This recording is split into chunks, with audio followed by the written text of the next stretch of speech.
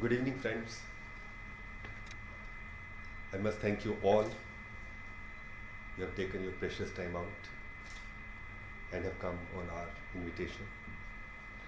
I'll also thank Tanubhav, who has given me his slot, because actually it was supposed to be Tanubhav's slot.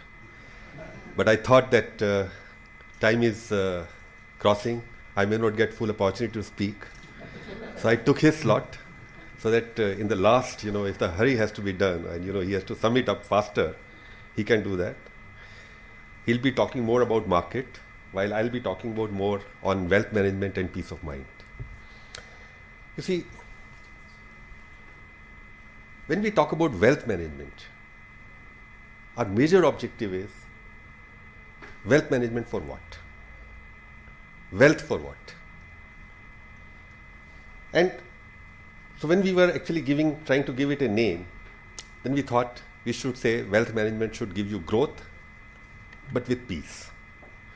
If you are getting growth with lot of headaches, lot of stress, lot of worries, I don't know whether that growth is worth it or not. Maybe when I was 30, I was saying growth at any cost. But as you mature, as you pass in age, you start realizing that life is not in perpetuity. There's life which is going to come to an end because you are human beings. Please come. Organizations may remain in perpetuity, but entrepreneurs, leaders, people with wealth are not. If wealth could have given you life, or could have given you health, or could have given you, the basic things, then I would have gone ahead with very clear things. Yeah, look only for wealth. With this, I'll just start. I'm just giving you this first slide, which will give you the need of wealth management. So what we are saying is need of wealth management, some key concepts of wealth management, different asset classes, steps of wealth creation, because somebody talked to me that you are talking about managing wealth. Where do we get wealth from? How do we get wealth? So we thought, let's add one slide and to see how we can even get and create wealth. I think these slides will come in their own time, so I'll just go. You see, the fundamental principle we must see is that wealth creation is difficult. But ask from people who have wealth. Retaining that wealth is a bigger problem. पैसा आ तो जाता है, but बड़ी जल्दी चला भी जाता है, if it is not managed properly. So it is very important that we must know how to retain wealth. Uncle is looking at me, so I can just slightly address that sometime for higher return, I'm going to talk about the need of wealth protection. Undue taxes, so many taxes, income tax, service tax. Earlier there used to be even estate duty, gift tax. Fortunately those are not there. But we have our own processes of assessments and all, where arbitrary additions comes. More wealth you have, more agency will be after you to take their pound of flesh from you. Undue risks. If you take undue risks also, there is a chance of losing the wealth. And the most important thing is undue inducements. You might be hearing, advertisement will be there, we'll get you 24% return, we'll get you 40% return. There will be people who will say, okay, give me the money, I'll get you 24% interest. You can see interest for 6 months, 1 year or 2 years. But 90% chances that you won't see the principal. Because if you are going to get that kind of return, there is no rocket science in building return also. Finally, everything has a reason. You have to understand the various concepts of risk reward. You don't want to take risk, but you want higher return. It's not going to happen. That will only take you back. बाबा जी आते थे, सोना दे दो, double कर देंगे. एक बार थोड़ा सा कर देते थे, अगली बार वो झोले में लपेट के गुम करते थे, अभी 2 घंटे बाद हो जाएगा, तो झोला ही गायब, and your total wealth goes up. It happens even now, only the shape has changed. So it is very important for you all to understand the rationale behind a return. If the return is not giving the required rationale, there is something wrong. Something too attractive, there has to be a catch. And we must understand that. Sometimes we get attracted by the top line without understanding what is inside the layers. We have to understand the layers also. Thus, when I am talking about wealth management, we talked about wealth creation. How do you create wealth? Now, there are three ways of creating wealth. One is active earning, which one does it while running the business or doing a job or in whatever way one is doing. So there is certain earnings on an annual basis which he makes, on a monthly basis he makes. So that active earning, if deployed properly and spent wisely by saving part of it, can over a period of time create wealth. Like what Shikha has mentioned, that early investing and disciplined investing, just 4,000 rupees a month, but if invested for 35 years could be 5 crores. Now, how do we do those things? And that's where the discipline is required. When we say passive earning, पुरानी कहावत है, पैसा पैसे को खींचता है. So you have wealth, it gets you return. If you have deployed it properly, you become more wealthy. So passive earning is very, very important, whether you are working or you are not working, you are on holidays or you are not on holidays. But somebody is working. I think I'm not seeing Amit. Amit is here. So even if you are on holidays, Amit is working, his team is working.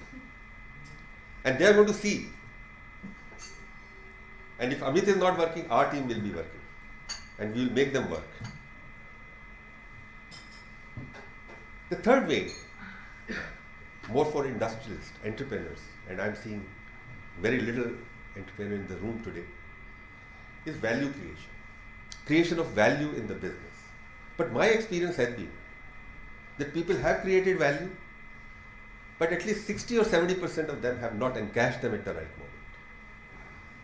And after some time, maybe 5-10 years, the business goes down, the valuation disappears, they come back to the old stage. So it's very important that when you create value, you must apply risk management. We should not live with that commitment to ourselves. Look, we will always be right. We have done it from nothing to this level. Now, we will multiply it many times in times to come. We forget the various risks, and the most important is the risk of unknown. You might identify a lot of risks, but the risk of unknown, nobody knows what may happen. Thus, it's very important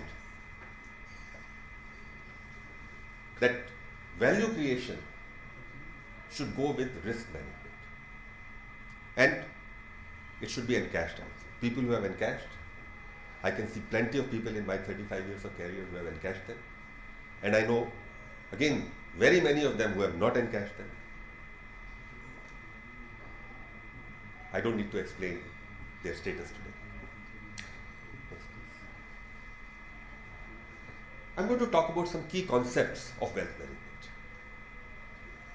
It's very important to understand, as I said, wealth has different meaning for different people.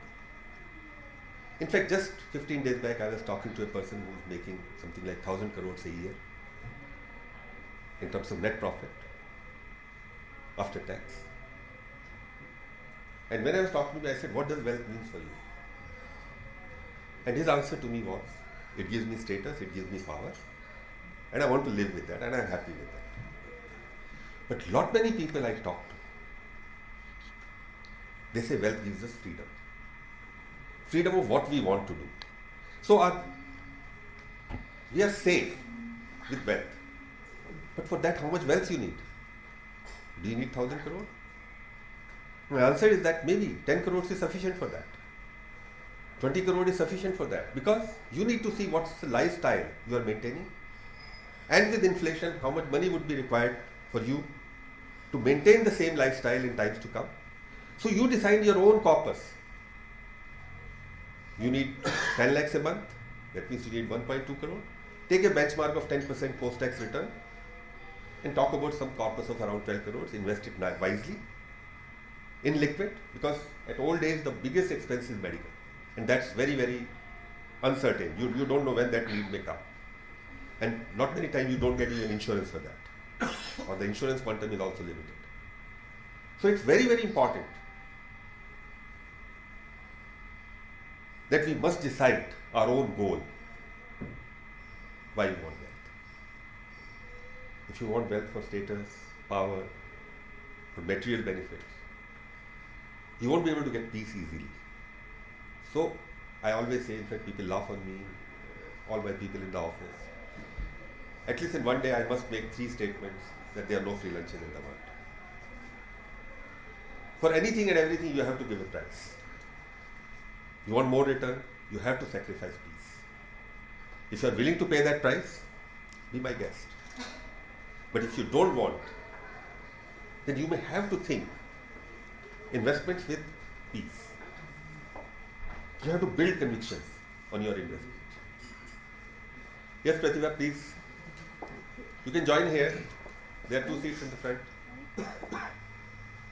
Correct? So as I said, that you must decide what wealth is going to give you. And after deciding that, you should decide how wealth should be managed. We can't give one solution to all. It has to be tailor-made. If it is one solution to all, then it's like a product which you have put in the market and anybody and everybody can take.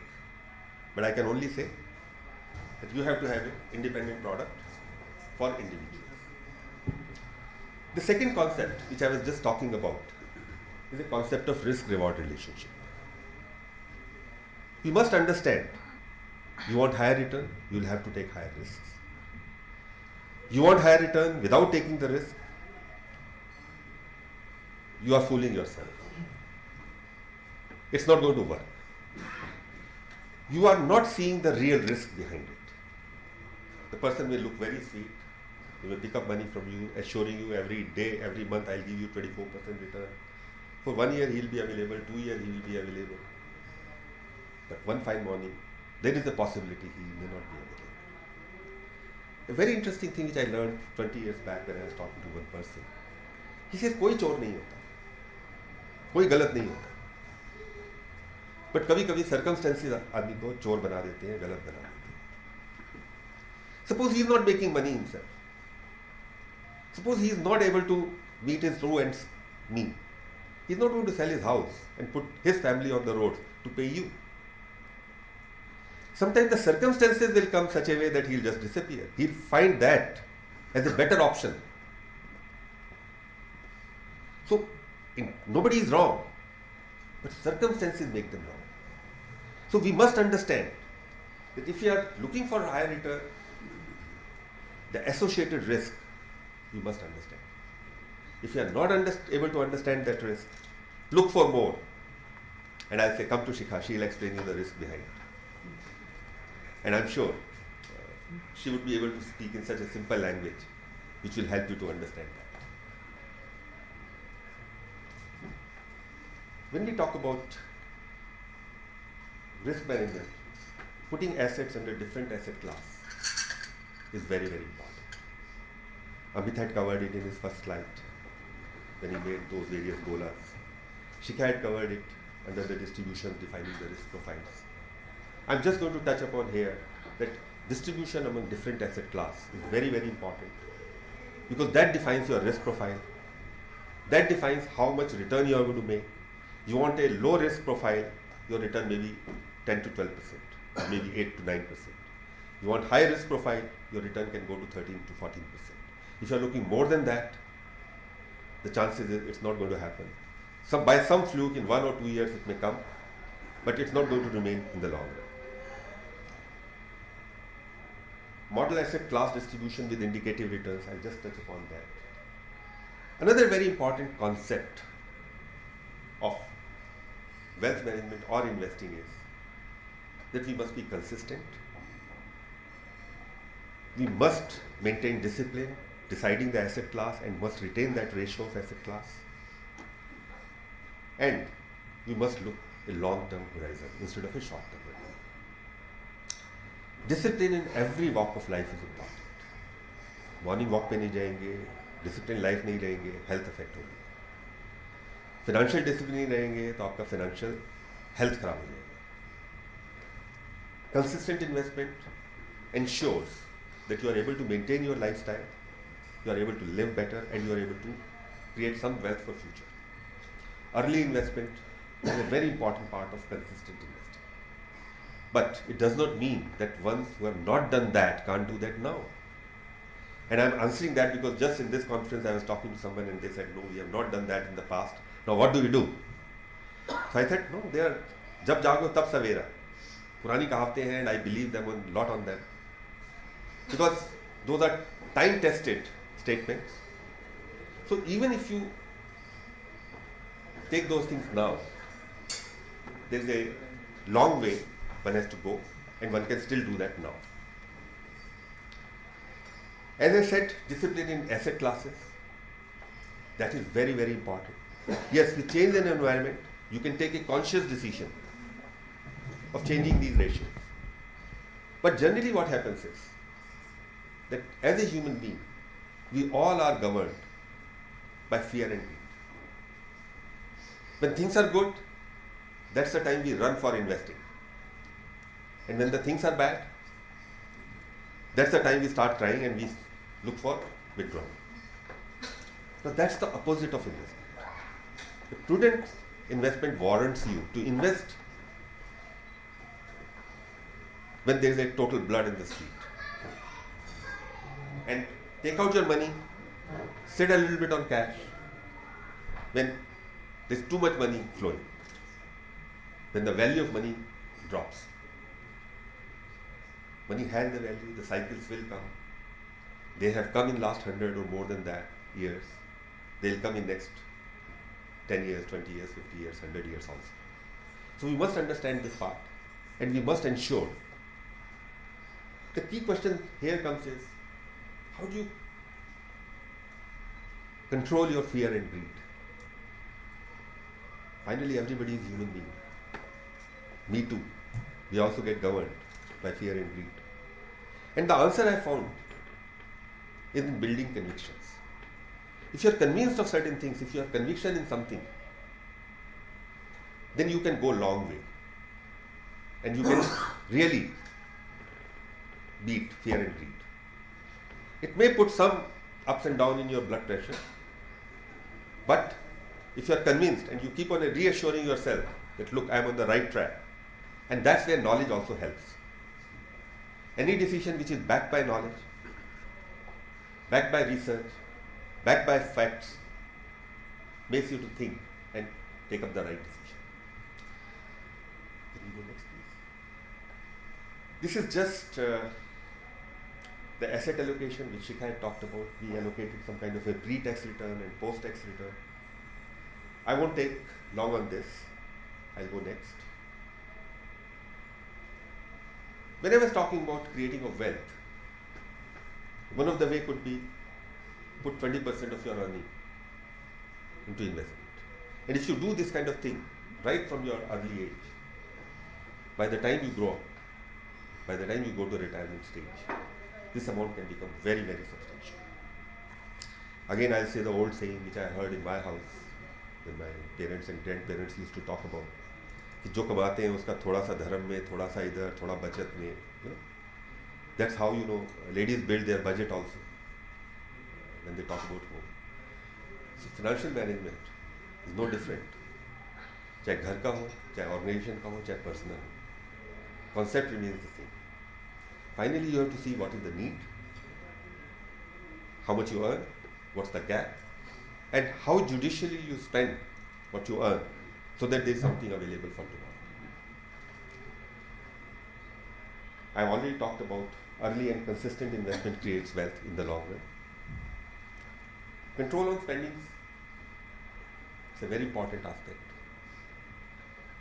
The whole world lives with credit cards. Our young generation has also started living with credit cards. May not be the right way. Our tried and tested ways are much better. Sooner we will accept them, better it will be. In Western world, there are a lot of security the states provide. India is different. India does not provide those securities. So it is very, very important that we must work for our own securities ourselves. In fact, 4-5 years back, I was attending a conference, and this slide was given as a presentation. It has its own positives and negatives. Somebody will agree with this slide, somebody may not agree with this slide. So I'll straight come to the slide. It's a situation of 3 young people who had 4 lakhs of rupees with them. And from the salary they were drawing, they can pull out 10,000 rupees per month. So the first person said, okay, I'll invest 4 lakhs of rupees. And this 10,000 rupees which I am getting, or I am saving, I'll invest through SIPs for 5 years. And finally, after 5 years, when he was 35, this figure became 16.9 lakhs. And when he was 60, the whole figure became 5.56 crore. We have considered 15% CAGR. The second case, the person said, no, I got 4 lakhs, let me buy a car. And this 10,000 rupees which I am going to earn, I'll put into SIP. In his case, he finally ended up with something like 2.91. And the third person says, what the point of this? Let me enjoy life. He bought a car of 10 lakhs of rupees. And he started giving 10,000 rupees which he was saving as an EMI.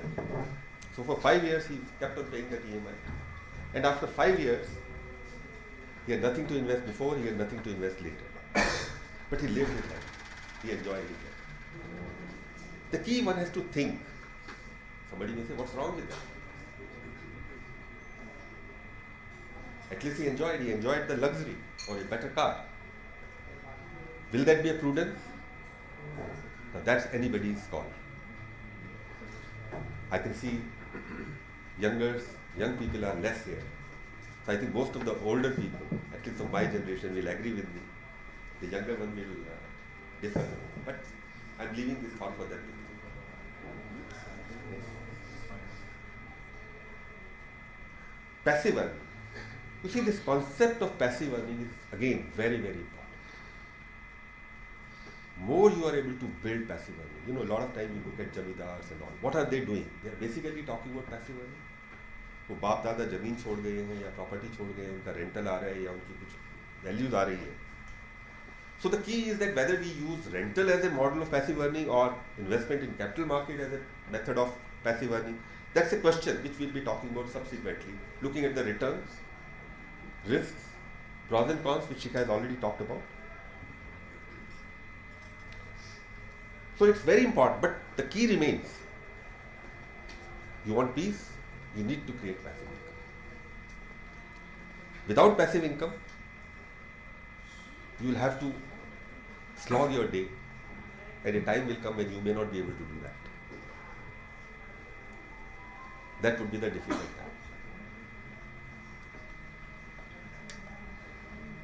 I've already talked about value creation by building valuation of businesses. I'm giving some case which I just talked about. That some promoters booked the game. Sanjeet is here, he has been a capital market expert. He has seen such people many, many times. And I'm sure he'll agree with me. Can you go next, please?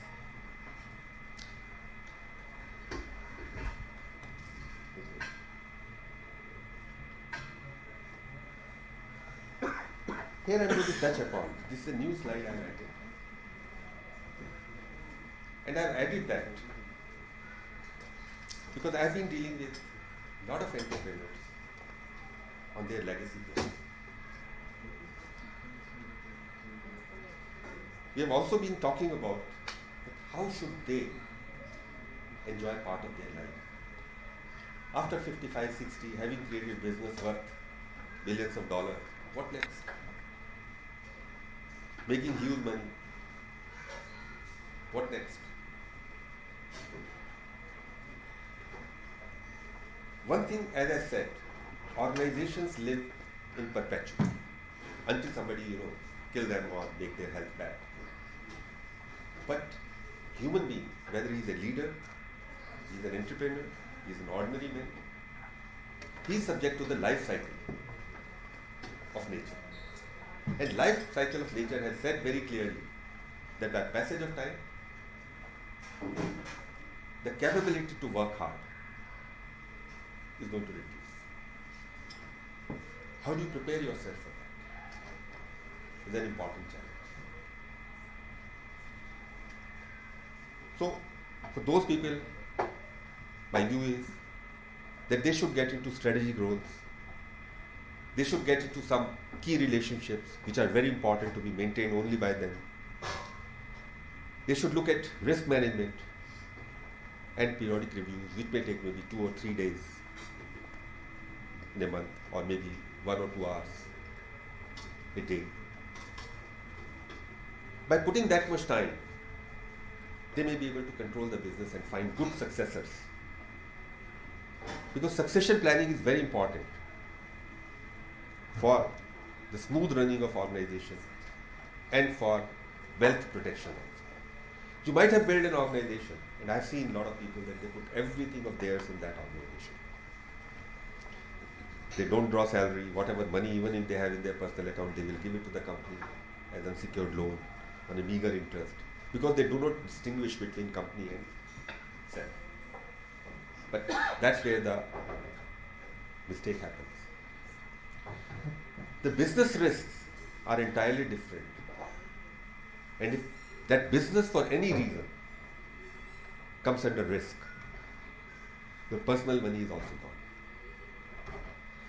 The business may not come in risk, but business may have issues where they may not be able to pull out that money which you need. You are not in command. Successors are there, new management is there, new people are there, whether it's children or whether it's professional managers. Finally, the new team has to look at the interests of the organization more than anybody else. Now, such situations can lead to a situation again where the entrepreneur may find. I could empty of such practical examples, and I don't want to quote them, but I'm sure in your own life you might have seen that, you might have experienced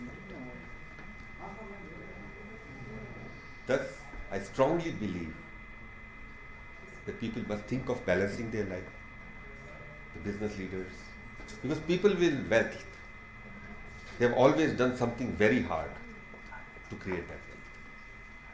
Whether they are in job, they are in leadership position, they are doing their own business, because wealth doesn't come easy. Personal wealth planning becomes very important, so that there is certain amount of money which is de-risked from the business. What may happen to business, whatever situations may go, but your lifestyle and your needs are taken care of, and you are the master of your own. You don't need to look at somebody else's face at that point of time. So it's very important part to buy peace. When you have that peace, wealth will grow, but most important is you have peace. Here I am talking about the importance of investing in long term. Actually, before I go to that slide, can you go to the next.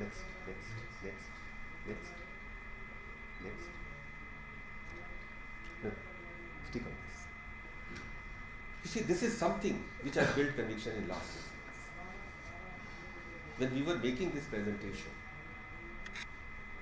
and we were discussing internally, we found markets are falling. Shikha and team is having a tough time explaining people they're losing money. So how to explain that, look, you are managing their wealth, and how do you explain that we are losing money? because nobody likes to lose money. When they make 40% return, they are very happy, but if they lose 5%, it affects. And I am not blaming them. It's a human psychology. So we said, let's look at what's the solution. We did an analysis that various funds, because funds is a basket of shares, which are prudently chosen by efficient fund managers who knows their business.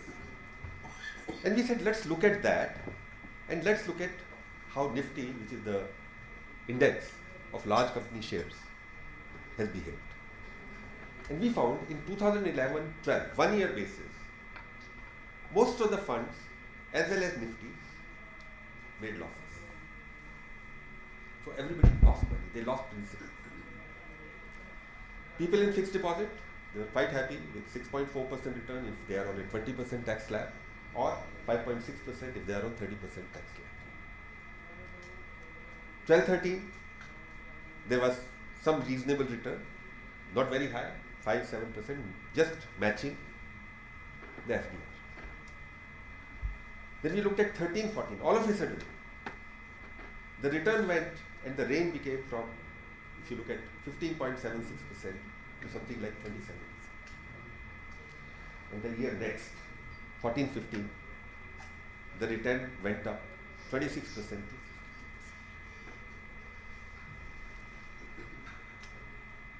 You look at year 15-16, now still on that. We said, okay, fine, that's one thing. Let's look at 5-year basis. If somebody has invested and remained invested in 5 years, what happened to him? We realized on 5-year basis, the people made an average return of 14%, 12%, 14, 13, 12, 8 against 6%.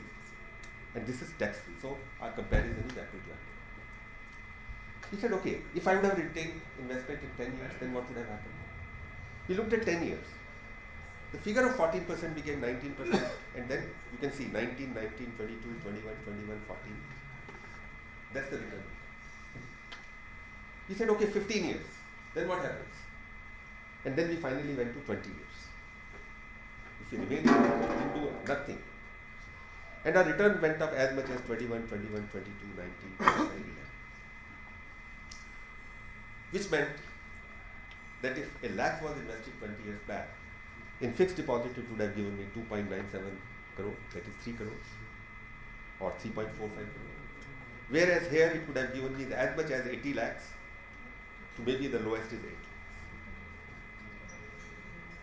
When we were presenting this data, somebody said, you have only picked up 5 funds, so you picked up the best of the funds. We don't trust you. So we said one more thing. We said, okay, now let's analyze more funds. Can we go to next. Right. So what we did, we picked up various funds, like something like 15 of the funds. And we looked at what was the return, 5 years, 10 years, 15 years. And you could see the results. The more the number of years, most of the funds had given return. It was better. On 5-year basis, it was lesser, but on 15 years basis, it was good. Can you do next? I think I'll go one simple step. Can we go on the same slide again, please?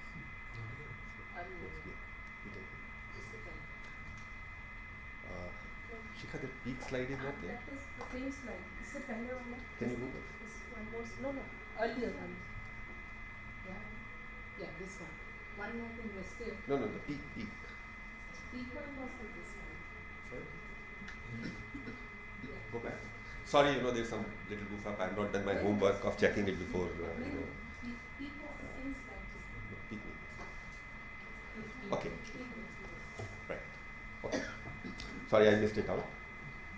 We did another exercise. Because somebody said timing of investment is very important. Amit said that I am happier by 5%. Actually, I am not even happier by 5%. In the long run, it's not important the timing of investment. So what we did, we picked up the peak period peak day which was 11th of April 2000. In 2000, the full year, this was the highest Nifty level. So we said if I would have invested on that day, then what happened? On 15 years basis, this is the return. Then I said on 30th of March, which was the peak day in 2006. So I invested at the peak. Even then I made this kind of return. They invested the peak for 5 years on 5th of 11. And again I made it. The point I am trying to make here is, the moment the period becomes longer, time of investment becomes important. In fact, in one of the conference, Mark Mobis was there, the head for Templeton, and somebody asked him the question, what's the best time to invest? And his answer was very simple, whenever you have money. So whenever you have money, just invest, but think for long. If you are going to look at daily, like you invest in property, you don't get your valuation done on a daily basis.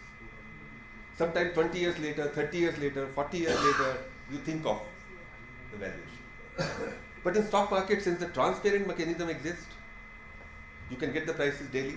And in day also there are a lot of fluctuation. So you tend to keep on looking that, and with a little profit you say, okay, let's book this. I'll trade, because everybody is intelligent. But what we have seen, and my experience shows, people who have been doing day trading, 95% of them have not made money. People have been investing for short term, 95% of them have not made big money. Big monies are always made, whether it's Warren Buffett, Rakesh Juniwala, or other people we talk about. They are the people who have invested and forgotten about that investment. The key is that before investing, they do a lot of due diligence, they do a lot of research. Tanvo is going to talk about those processes, that how we see that these are the stocks which are going to perform in the long run or not. I'm not going to touch upon that. I think I've already taken a good amount of time, though I did wanted to talk about a lot more things. I'll only say one last thing. Why on a 20 years basis, it gives you better return compared to 5 years, 10 years, 15 years on a yearly basis. See, when we were studying economics, the first thing we were taught was the stock market index is the barometer of the health of economy. I'm not sure how many of you have really heard this statement, but if you Google it, you'll find this will come on top. There is a direct relationship between the growth of economy and growth of capital. Our conviction is flowing from the fact that we have been growing at 7 to 9% GDP every year. And our conviction further gets stronger that we will be growing